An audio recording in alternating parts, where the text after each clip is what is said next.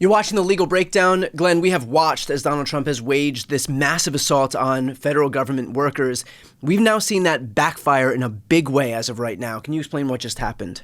Yeah, Brian, recall not just one, but two federal judges ruled that these massive terminations of probationary employees was illegal, and they have been ordered. The judges have ordered the federal government to rehire them, reinstate these people to their old jobs. And now we have some new reporting from the BBC that the federal government is in the process of restoring 25,000 unlawfully fired government employees, public servants, to their old jobs. So you know what, Brian?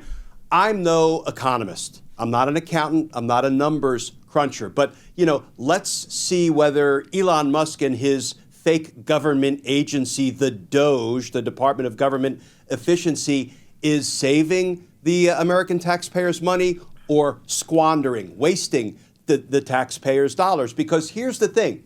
These people were unlawfully fired a month or so ago. What happens? They go home, they sit there, they don't draw their government pay, they also lose their health insurance. And now, a month later, they're going to be rehired, reinstated into their old jobs, and guess what? Because they were unlawfully fired, they are almost certainly going to receive back pay. What does that mean? Our tax dollars will now go to pay millions and millions of dollars in federal employee salaries for a period of time that these people were sitting home doing exactly zero work for the American people. Is that Elon Musk saving us money, or is that Elon Musk squandering Americans' taxpayers' dollars? You want to really dig down and get into governmental efficiency. Probably the best thing to do at this point is fire Elon Musk. Glenn, at this point, we now have these rulings that say about 7,600 employees have to be reinstated at the Treasury Department, 5,700 in Ag, 3,200 in HHS, Health and Human Services, and hundreds more in other departments. And so what are next steps here? Is there rehiring an absolute guarantee, or is it still subject to appeals by the Trump administration?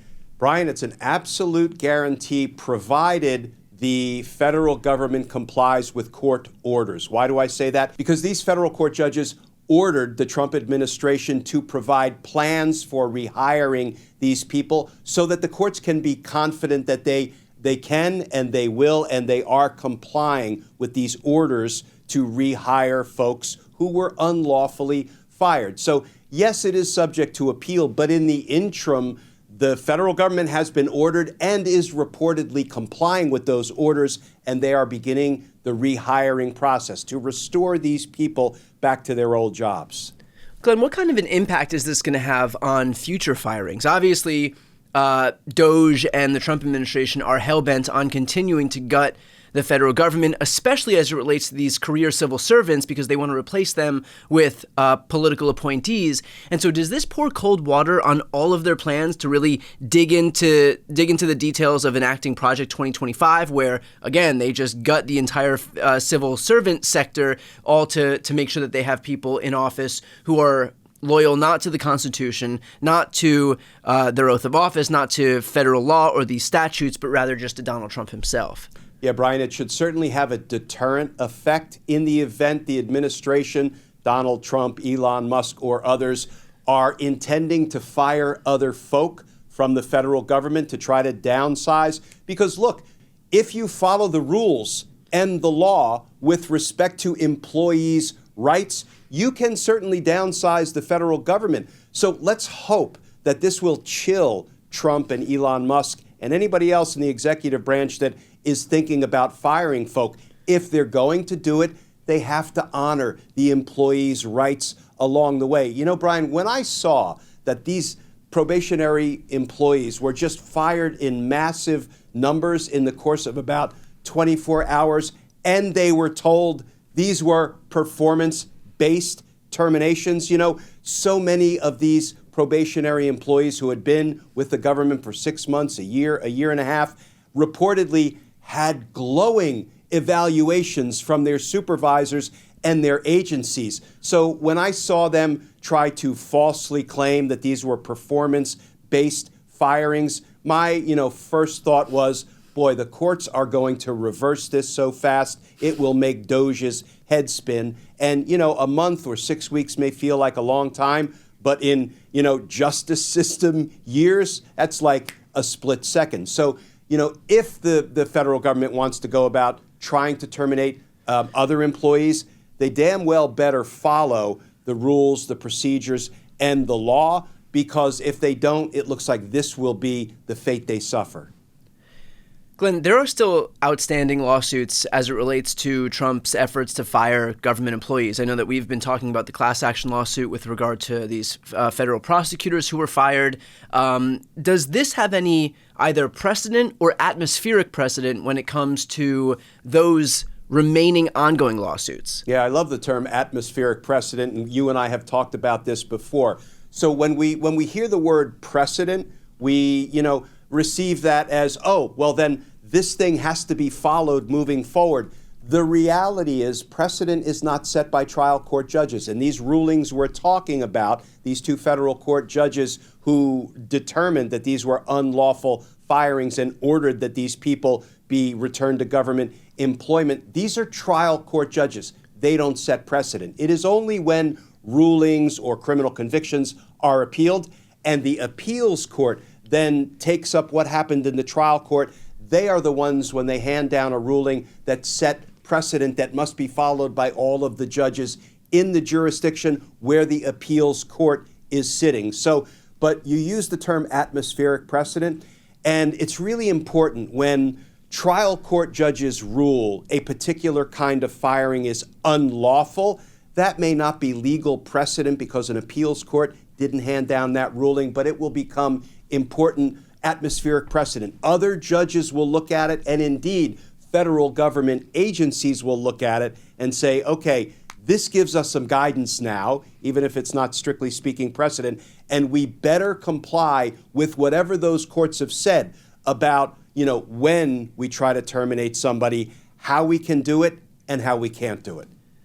Glenn, is there any risk for the Trump administration appealing this decision, knowing full well that, okay, while this specific narrow instance might not carry any precedent for their ongoing cases as it relates to other fired federal employees, but if they do bring this case up to the appeals court and the appeals court agrees with the trial court, well, then you do have precedent. And then that makes it a much steeper hill to be able to scale for the Trump administration, because now you've got precedent that could apply in their other cases.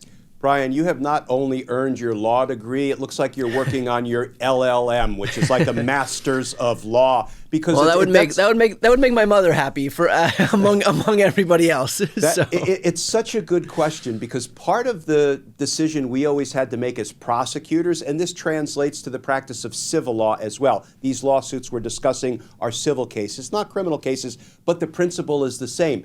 If a judge rules against a particular party, we would have to decide, well, do we have more to gain or more to lose? If we decide to take an appeal and we lose that appeal, that means not only in this particular case, given this set of facts, we've lost, but that may set out a broader principle that could cover and sweep in other facts in other cases that aren't identical. But, in the long run, if a bad precedent is set for one side or another, it can do some real long-lasting damage or harm to the way law is practiced. So you're exactly right. Donald Trump probably wants to look before he leaps, or at least his DOJ does, because if they start setting really bad precedent in the appeals courts on issues like how can we go about firing federal government employees, that may have some much broader implications for what they get to do and, more importantly, what they don't get to do moving forward. Glenn, a lot of these cases are taking place in Washington, D.C., and obviously that's a more liberal court system than, for example, the 11th Circuit Court or the 9th Circuit. Is there any worry that when you have these federal cases with folks that are really found in the Washington, D.C. area, in the Virginia area, the Maryland area, where they're in a more liberal court's jurisdiction, that that poses a risk to the Trump administration, because when you do want to appeal these cases and you have judges who are not these far-right judges like you see, down in Florida, down in Texas, does that pose a risk for the Trump administration in terms of actually seeking these appeals? Yeah, let me push back a little bit on the notion that the federal bench in Washington, D.C. is a, quote, more liberal court or more liberal set of judges.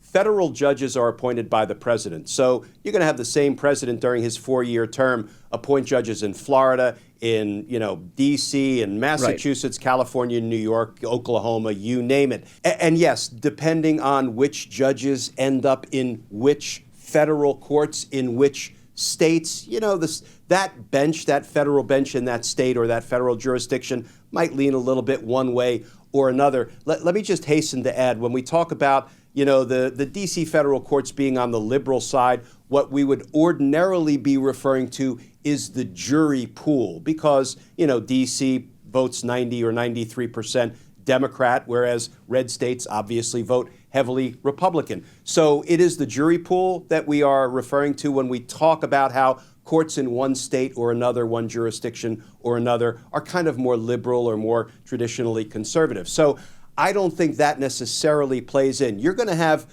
Trump-appointed judges in D.C. You're going to have Trump-appointed judges, in virtually every federal jurisdiction in most states across the country. And it really comes down to kind of a judge-specific question. Right. Is that judge an honest broker of the law and the Constitution, or is that judge or justice, if we're talking about the Supreme Court, not an honest broker of the law and the Constitution? And we have seen lots of Trump-appointed judges rule against Trump legal positions, most notably in 2020 during the challenge to the results of the 2020 election. Every Trump-appointed judge who received one of those 60-plus cases ruled against Trump. That should give us all a little bit of comfort in the quality and independence of the federal judiciary overall. And finally, Glenn, let's finish off with this. Are we certain here that the Trump administration won't be appealing this, and that this ruling, as it stands right now, bringing roughly 25,000 federal employees who had been fired back into the federal government, is that going to stand?